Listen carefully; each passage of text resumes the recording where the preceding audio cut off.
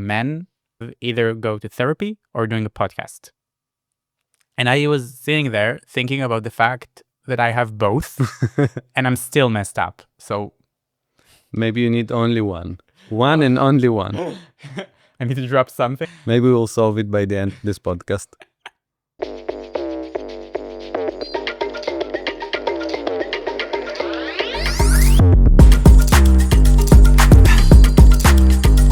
Hi, everybody. Welcome to another episode of YAAP by AI21. LLMs, AI agents, and the people who build them. Today, I'm speaking with Itay about the next frontier of LLM fine-tuning, especially reinforcement learning. Hi, Itay. Hey, Val.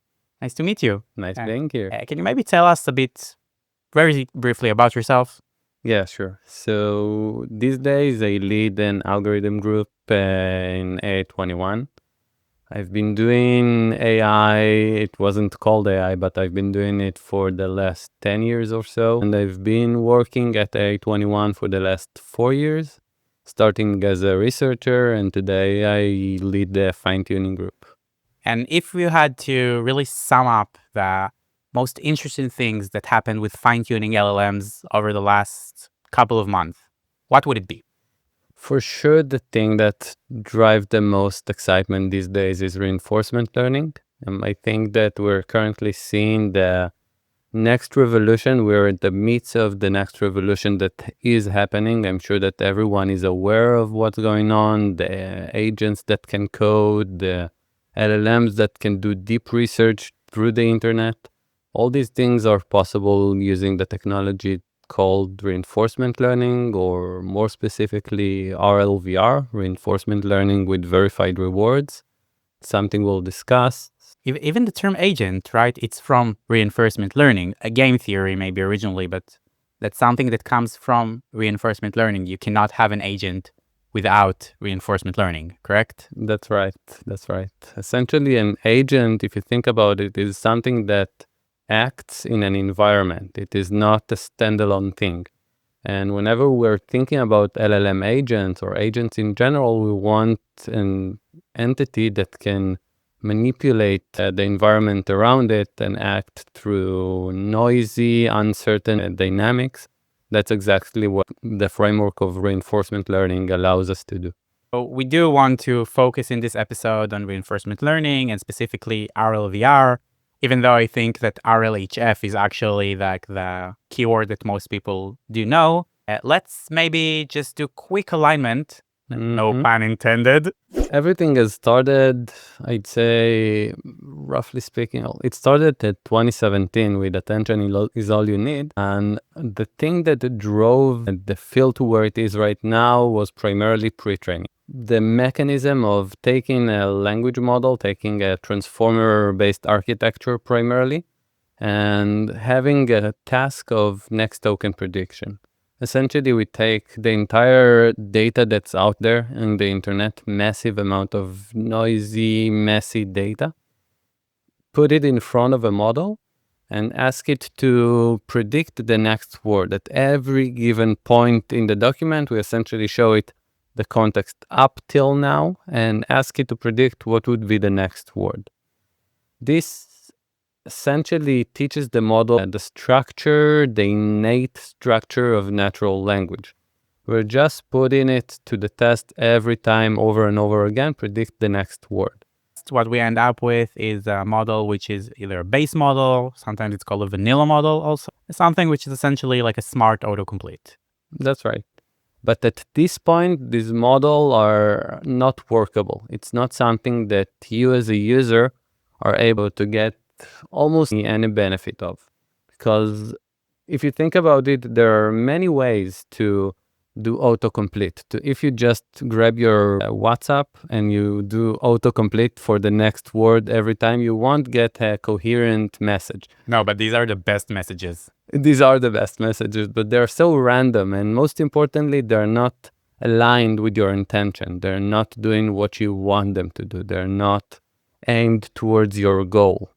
They just make sense. They're just probable from the language perspective.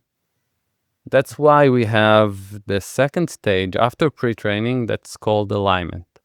Alignment comes from the notion of having the model to be aligned with user intention, with user aim, with the goal we're set to solve. The general name of taking the base model and make it work with instructions, it's not necessarily means the method that you're using, right? That's right. So why can't I take this fancy RLVR and work on a base model? Or can I? In fact, you can. And that's one of the surprises that came out recently in a DeepSeek paper, that actually you can.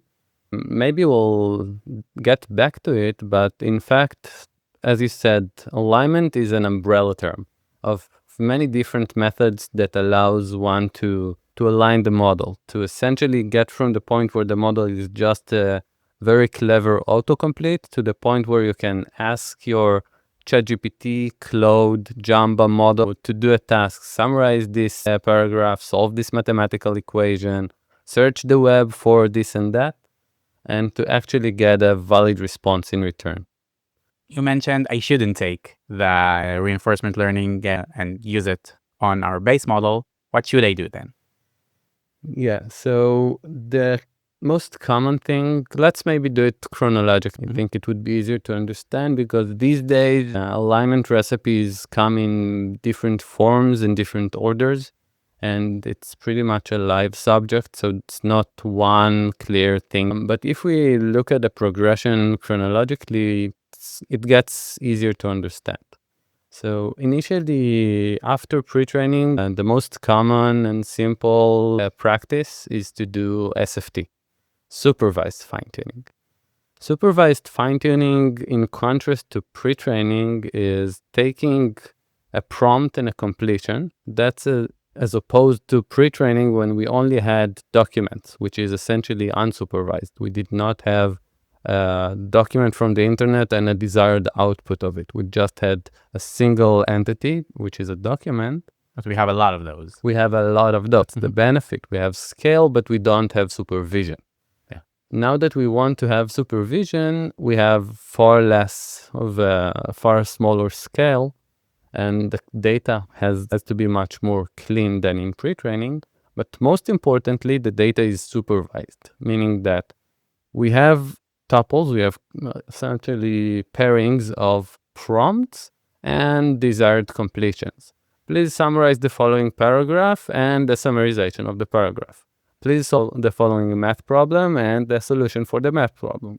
And these kind of pairings allows us to teach the model to understand, to generalize that for a given question, what do we expect it to output?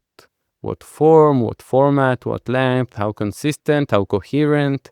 All these things are being passed to the model implicitly using this kind of training data. So we're taking those untamed model, the base models, that are essentially just random autocompleters and like good luck with them. And by showing them a lot of good examples, we are teaching them skills implicitly and also like the way to really how to answer questions, or how to follow instructions. That's right. Yeah. So why not stop? Why are we not talking today about SFTs and how amazing is this? And like, why are we even here? Great question. To answer that, we'll have to take yet another deep dive into SFT before we get to what comes next and why it comes next. So essentially, a prompt and a completion is broken down into tokens. We all probably somewhat know that there is this notion of token. It's somewhat like a word, but it's a word in the form that the language model can understand. Each token is actually represented as an integer that is the index of the token in the dictionary of the model. If I think of a prompt, it's just a sequence of numbers. Word number 8, word number 17, word number 1304. When we have a prompt like this, we can have the model to digest the prompt and then get back to the next token prediction task we had in pre-training, but only over the completion part. And then I have the desired output, which is a sequence of integers as well. 4, 13, 25, 1304. In order to explain what comes next, I'll have to deep dive into what's SFT and what's going on there, because it would help us to understand how it progresses and why it progresses. I feel like you keep edging me with reinforcement or another detour, but let's dive in. We'll get there. Brace yourself. So essentially, a language model acts on token space. It does not understand words per se. It understands tokens. I think that at this point, everyone understands that there is this notion of token. And the token essentially is just a representation of a word or a subword in the dictionary of the language model. So whenever I say, summarize the following paragraph, the language model sees token number 1, 8, 4, 16, 124. And this sequence of tokens are the space it operates in. When we want to train it for the pairings of a prompt and a completion, we ask it to predict the next token of a completion given a prompt. Actually, we have a sequence of prompt tokens, and then we ask it to predict seeing 148, 124. The next token is 8. The next token is 13. The next token is 55. And we need to keep in mind that at this point, the model has no certainty about what's about to come next. It has some kind of probability distribution. Since it is a stochastic machine, we need to correct it to the right path at this point. It's easier to understand as an analogy, as if a mother fixes the language of a child. Whenever a child starts to speak, the mother corrects him. This is a ball. The child starts to speak, and the mother tries to aim him to the right direction. This is exactly what we do with language model at this phase. We essentially keeps on asking them, what is the next token?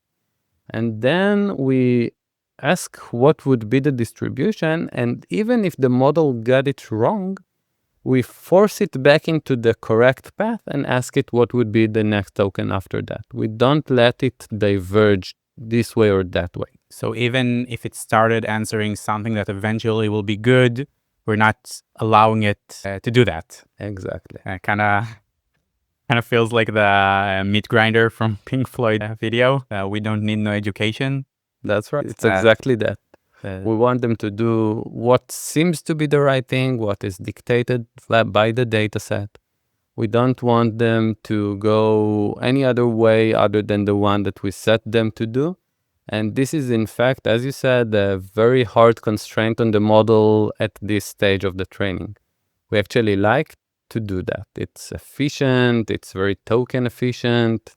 It allows us to guide the model into domains that it primarily would have gone very haywire otherwise. And it works, apparently. And obviously it works. This feature of SFT is called teacher forcing. As the name suggests, it forces the model according to what we teach it to do using the dataset structure. So a feature, not a bug in that case. A restrictive feature. And then we get to the point where the model is at this point not stupid. At this point, you'll be able to converse with the model. You'll be able to get what you desire. You probably, if you interact with a model at this stage, you'll find out that the model is very, I'd say, narrow-minded. It has what it has. It knows how to act in different forms, but it is very one-dimensional.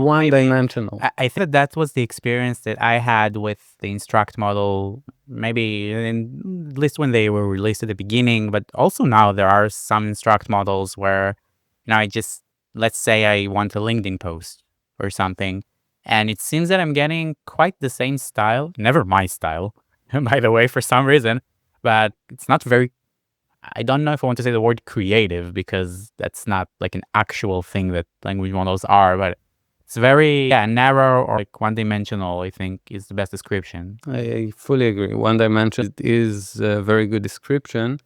It really narrows the probability distribution of legitimate outputs and More importantly, I would take your word creativity and somewhat abstract it into exploration.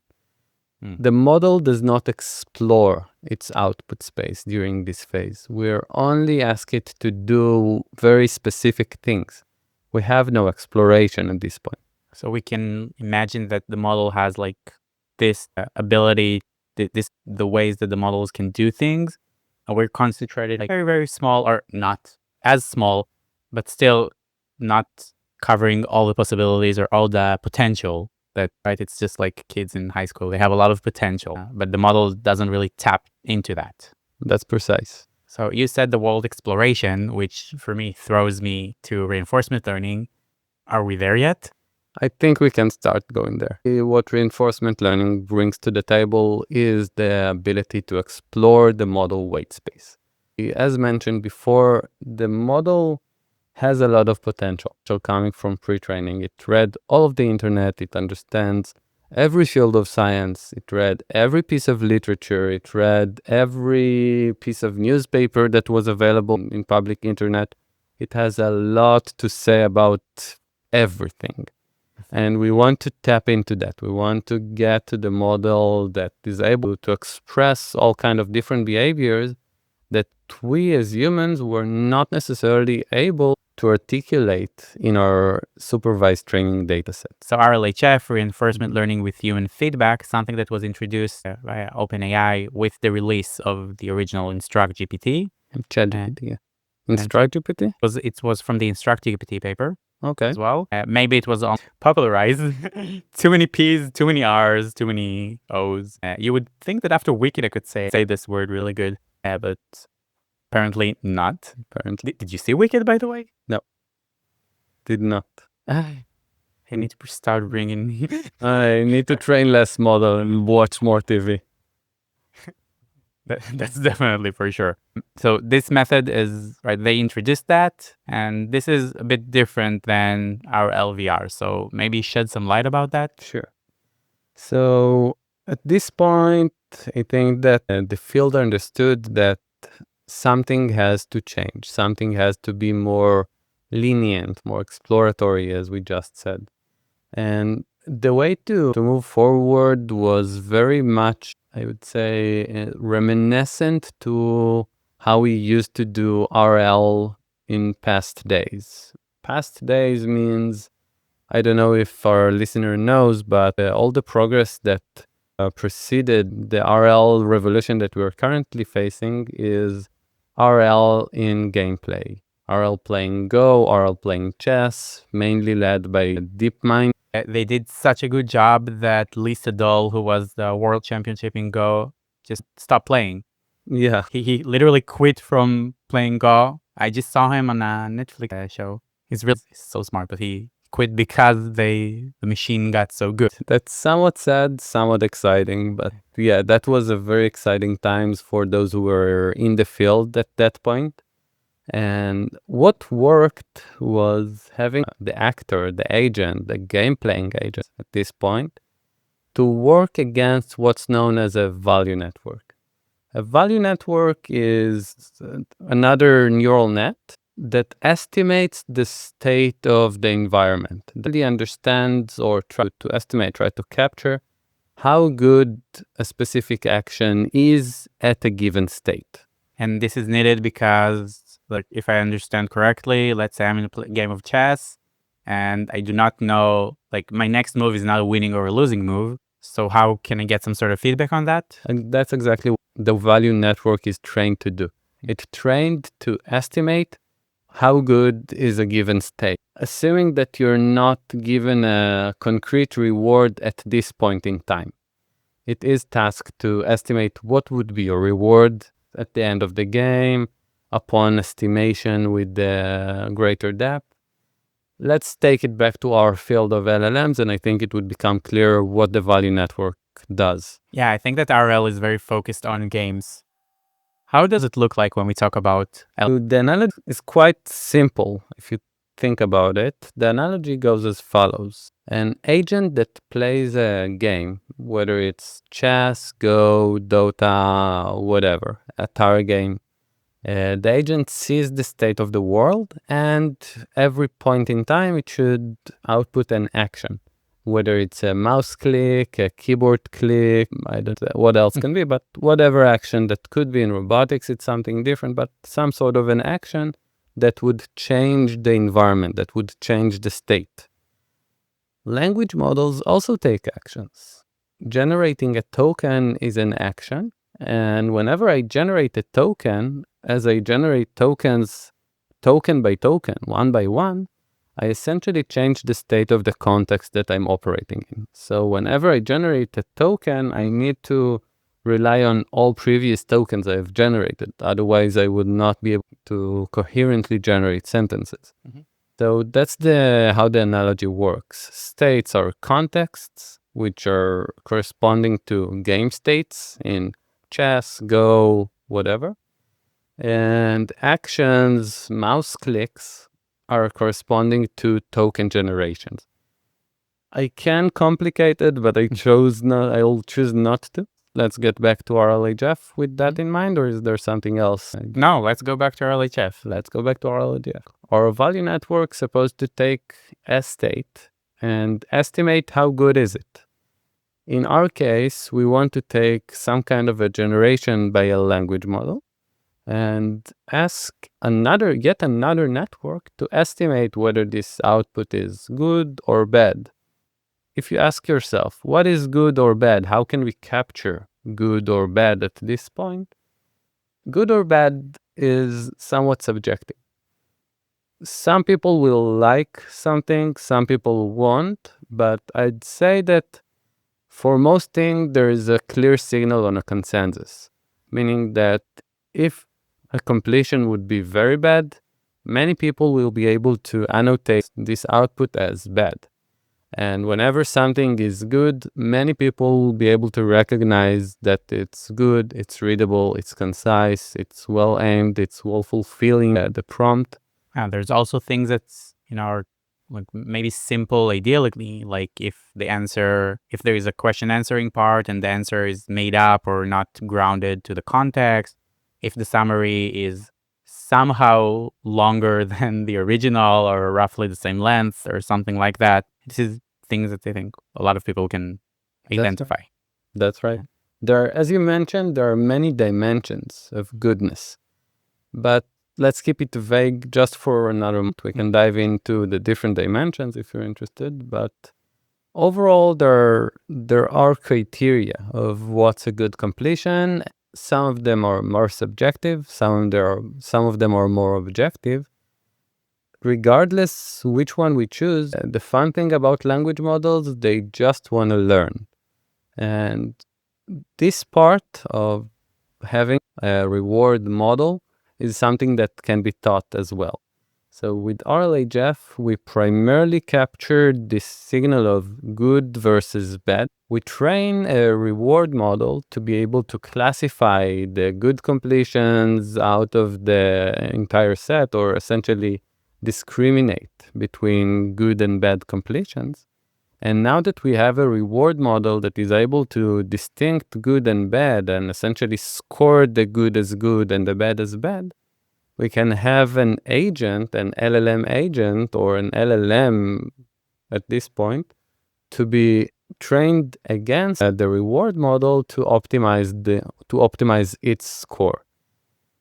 This gives us a two-stage proxy where the LLM is being trained against the reward model, or also known as value network. And the reward model proxies human desire or human sense of what's good or what's bad.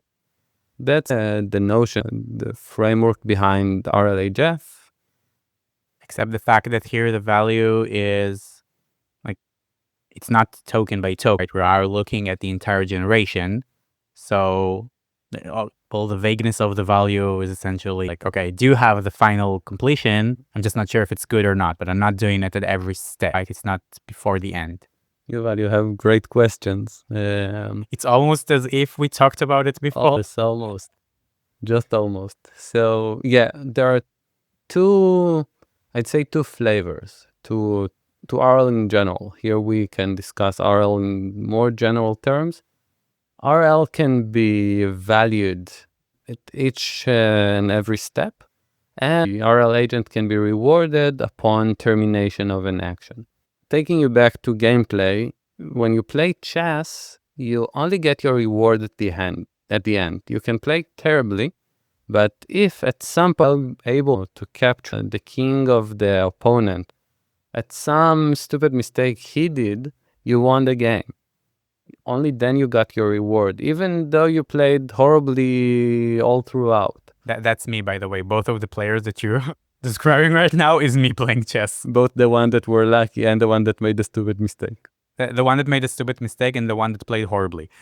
Okay. I'm not very good at it. Okay, so let's play after the podcast. Sure. Easy win. Easy win. So with chess, we only get the reward at the end. That's known as outcome-based reward. Whenever we're playing a game where we get points in the middle, think about a gameplay where you collect coins or you break bricks or you do anything that has a progression, that has a scoreboard that keeps on rising as you go. That's not an outcome-based reward. That's known as process-based reward, that you get your rewards all throughout. When mentioning RLHF and soon to discuss RLVR, we mostly think about outcome-based rewards. There are, of course, as the field progressed, there are many variants that goes in different directions and explore possibilities around process-based rewards, and you can think about what does it mean to reward the generation halfway. It's quite interesting. Maybe we'll need another episode for that.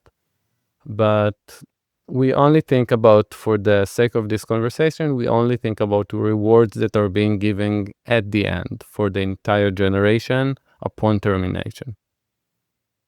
I think I just thought about the fact that I mentioned the fact that we talked about it before. That's actually the first time that I'm hearing about this. And that's why I was silent so much time.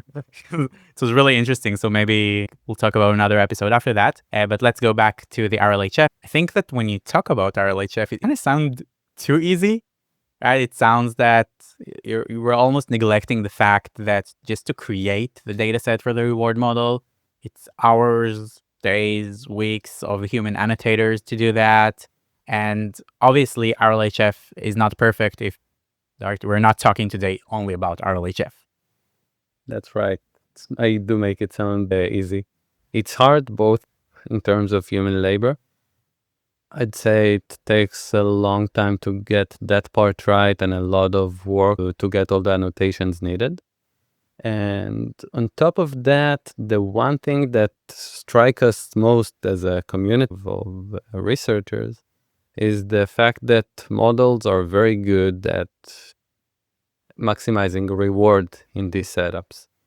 This leads to what's known as benchmark hacking or reward hacking, meaning that the model finds a way to get the reward, whether you want it to or not.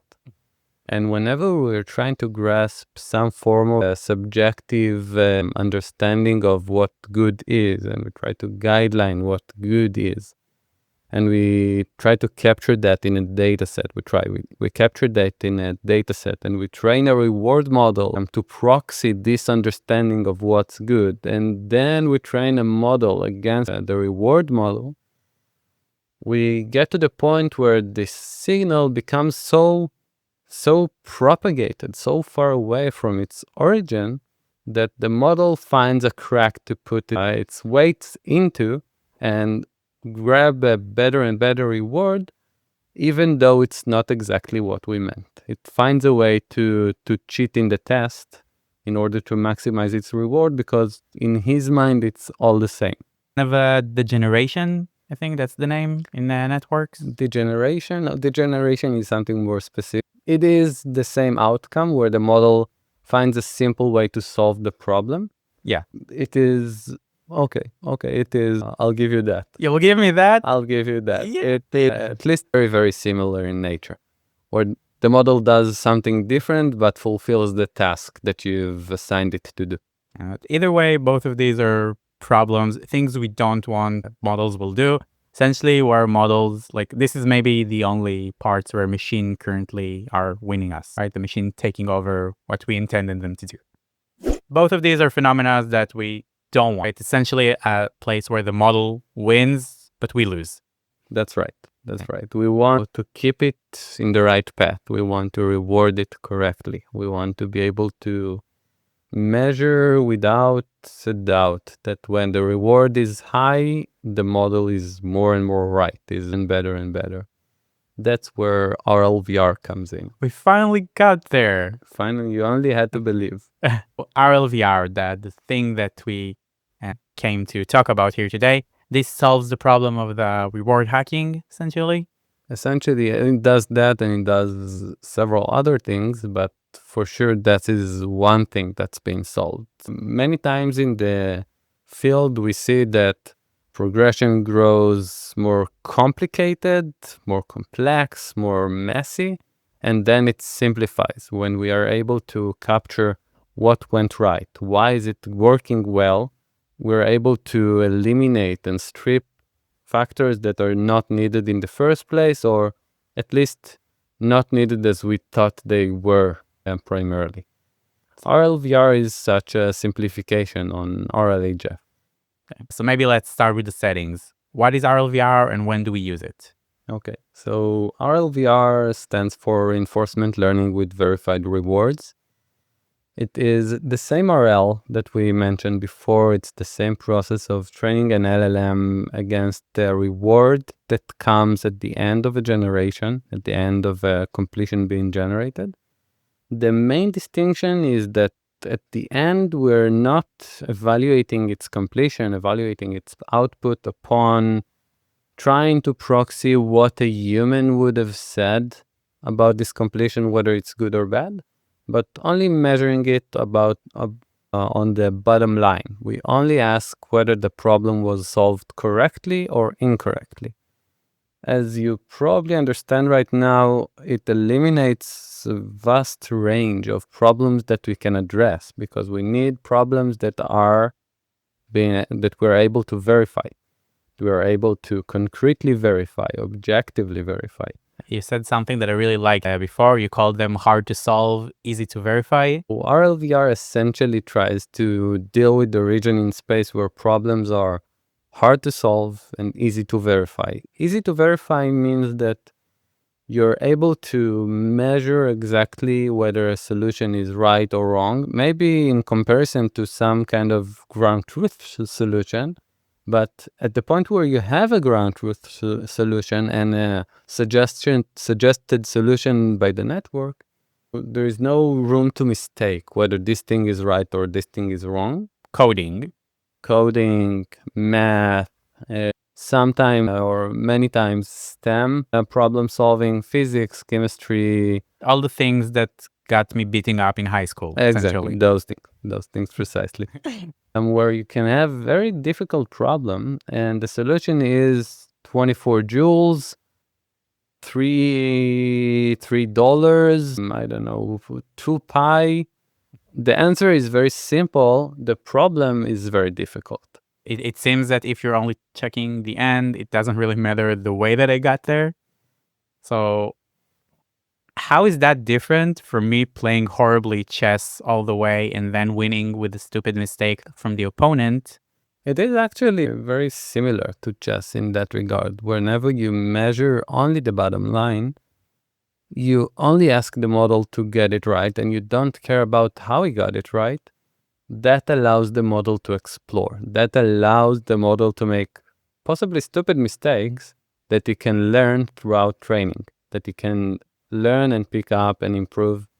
And if you actually think about it, all of exploration, all of creativity, all of the ingenuity that we usually see comes from a stupid mistake, or I would say otherwise, an unlikely thing to do, improbable thing to do, and that can be perfected iteratively to a more robust way of solving things. It's kind of the idea of reinforcement learning, right? Make decisions, or if we want to humanize that, make mistakes and learn from that. That's right.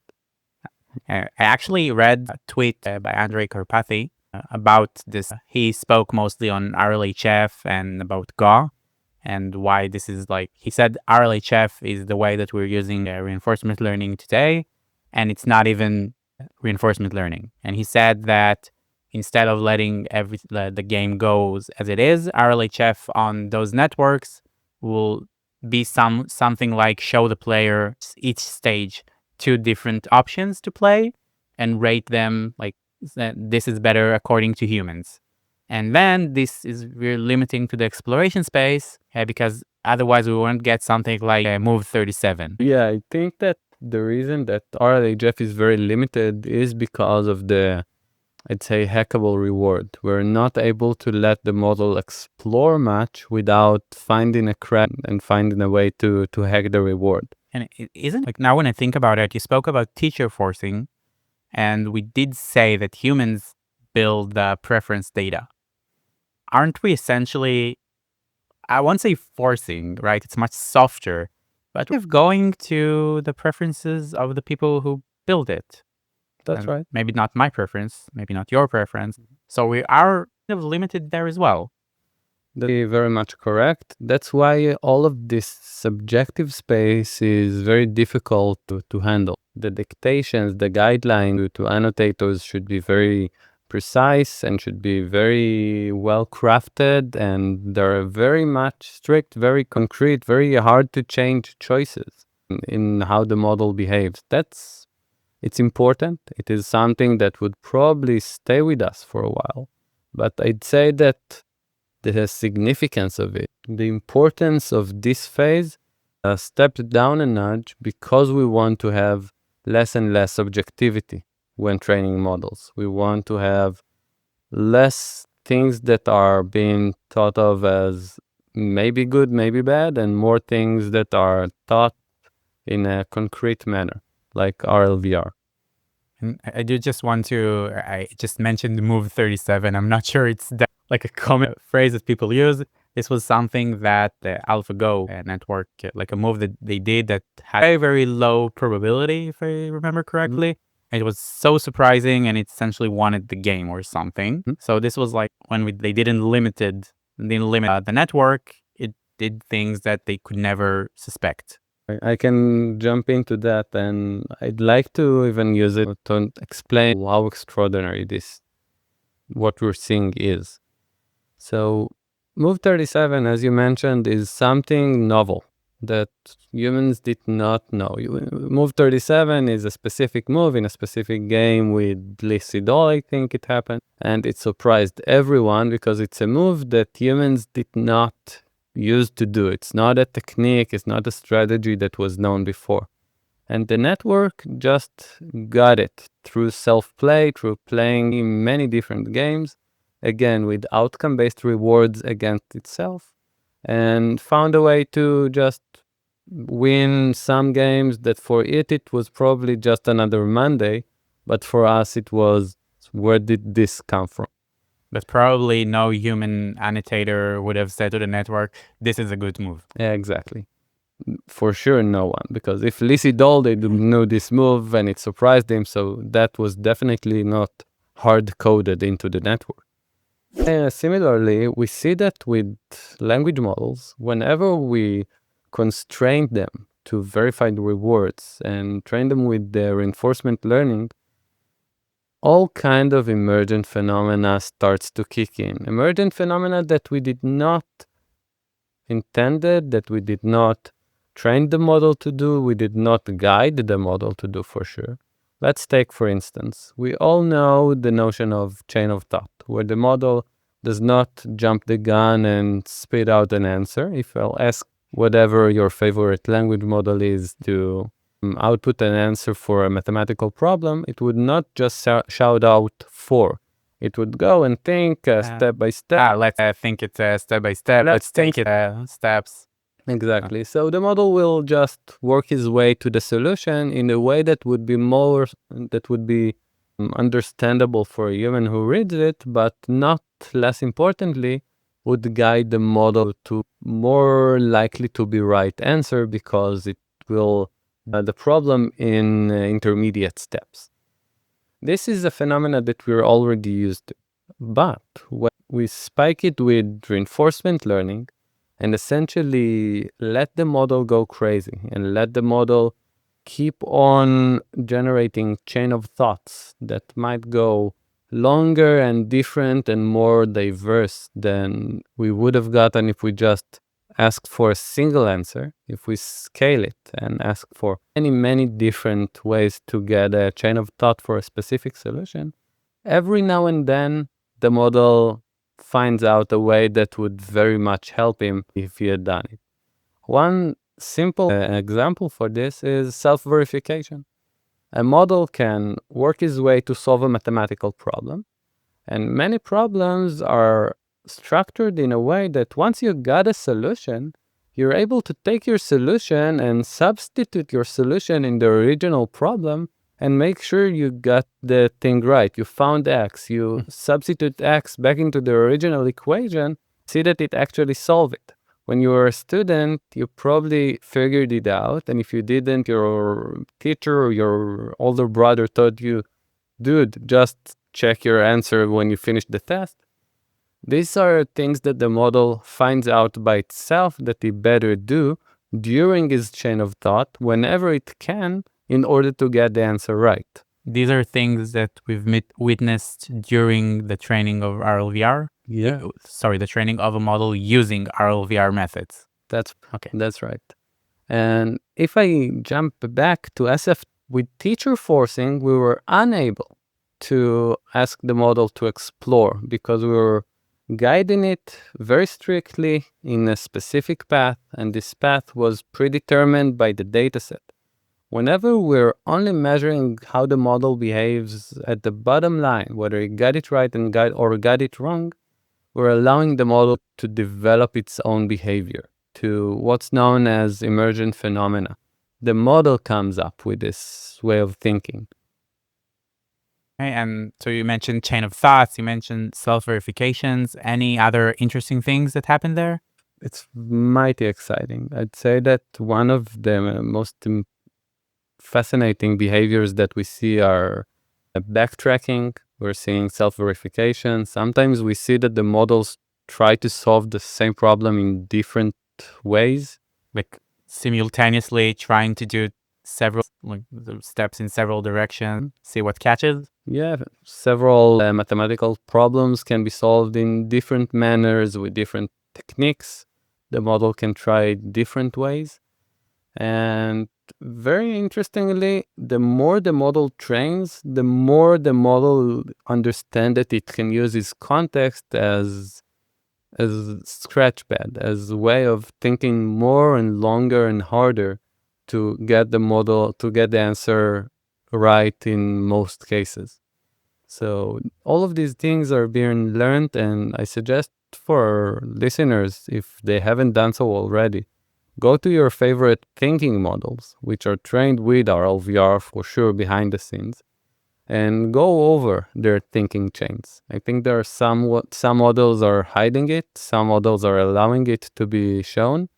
It's fascinating to see how the model behaves behind the scenes and try to understand that these things were not strictly taught. These things were stuff that the model came up with by itself without human being in the loop while these behaviors were taught. Do you think that these are the things that you mentioned, this is the move 37th moment, or do we have some time to go for there?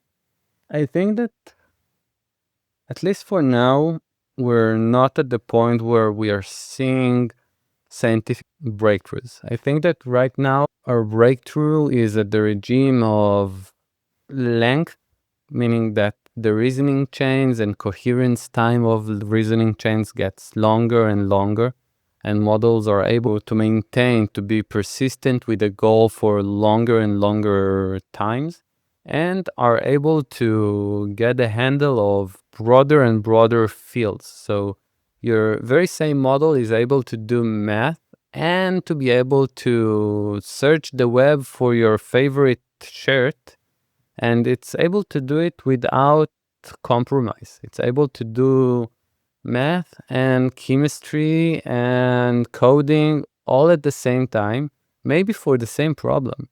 So I'd say that the breadth of what's going on today is a different tier that's being pushed, that you're able to have an agent that is both the best coder and the best chemist. And I don't know anyone that's very good in two of these things simultaneously.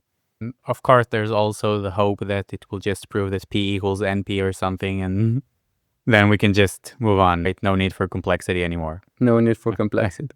I think this was a really good theoretical discussion. I learned a lot. Let's maybe try to talk about some practicalities. Okay. Let's say that now I want to, I've listened to you. I'm now convinced that I want RLVR in my model. I want to take a base model or an SFT model. You promised me an answer for that, by the way, and make it better with RLVR.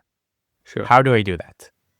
So if you're an LLM hacker and you want to build your agent for doing blah, you have a task that you hold very dearly, and you have hopefully a way to verify that your task has been done correctly.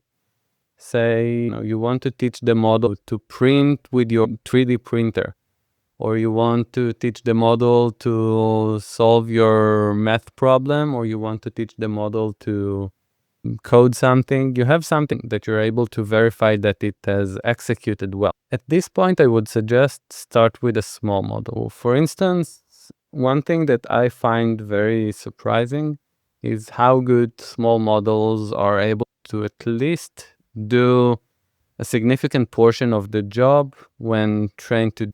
When you say small, give How me... small? It wouldn't go smaller than 3 or 4 beam models in this regard.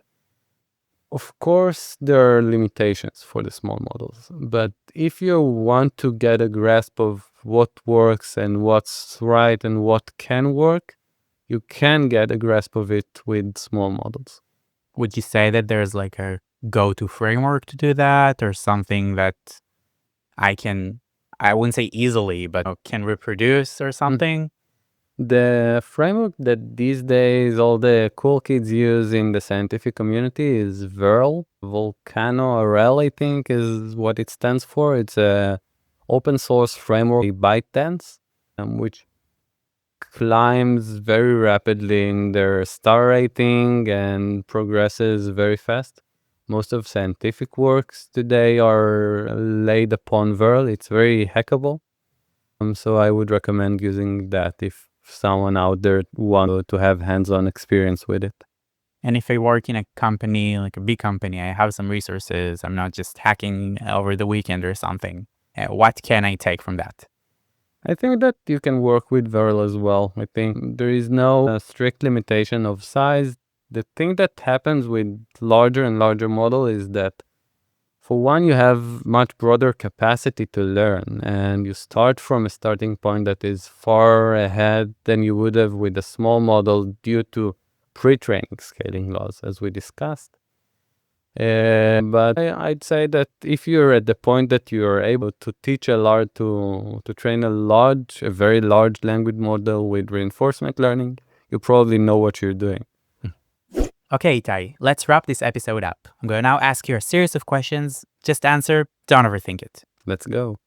What is RLVR? Reinforcement learning with verified rewards. Why are we using RLVR? We want to allow the model to explore its weight space. What RLVR is good for? It's good for having emergent phenomena come out of the model that we did not teach it to do. Where RLVR is going? What's the future? I bet that it's going to be connected to existing simulators. Any tip for AI hackers out there? Don't be afraid to work with small models. It will work. Great. Thank you so much for coming here. It was such a pleasure having you here. And for the listeners, stay tuned for other episodes of YAAP.